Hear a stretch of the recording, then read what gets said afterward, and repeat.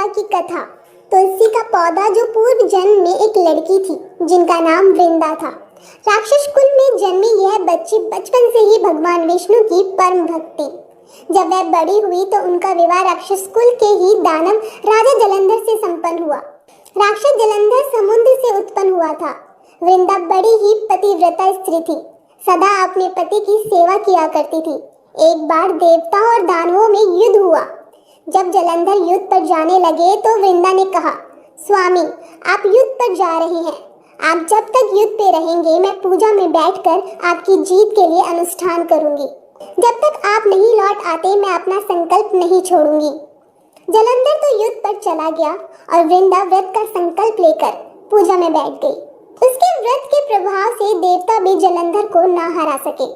सारे देवता जब हारने लगे तो विष्णु जी के पास पहुंचे और सभी ने भगवान से प्रार्थना की। इस पर भगवान विष्णु ने जलंधर का रूप धरा और वृंदा के महल पहुंच गए।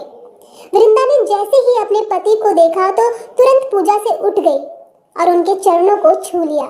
इधर वृंदा का संकल्प टूटा, उधर युद्ध में देवताओं ने जलंधर को मार गिराया और उसका सिर काट कर अलग कर दिया। जलंधर का कटा हुआ सिर जब महल में आ गिरा तो वृंदा ने आश्चर्य से भगवान की ओर देखा। उन्होंने जलंधर का रूप धर रखा था। इस पर भगवान विष्णु अपने रूप में आ गए पर कुछ बोल ना सके। वृंदा ने कुपित होकर भगवान को श्राप दे दिया कि वे पत्थर के हो जाएं। इसके चलते भगवान तुरंत पत्थर के हो गए। सभी देवताओं में हाहाकार मच गया। देवताओं की प्रार्थना के बाद वृंदा ने अपना श्राप वापस ले लिया। इसके बाद वे अपने पति का सिर लेकर सती हो गई।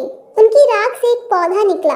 तब भगवान विष्णु जी ने उस पौधे का नाम तुलसी रखा और कहा कि मैं इस पत्थर के रूप में भी रहूंगा, जिसे शालिग्राम के नाम से तुलसी जी के साथ ही पूजा जाएगा। इतना ही नहीं, उन्होंने कहा कि किसी भी शुभ कार्य में बिना तुलसी जी के भोग से पहले कुछ भी स्वीकार नहीं करूंगा। तभी से तुलसी जी की पूजा होने लगी। कार्तिक मास में तुलसी जी का विवाह शालिग्राम जी के साथ किया जाता है। साथ ही देव उठनी एकादशी के दिन इसे तुलसी विवाह के रूप में भी मनाया जाता है।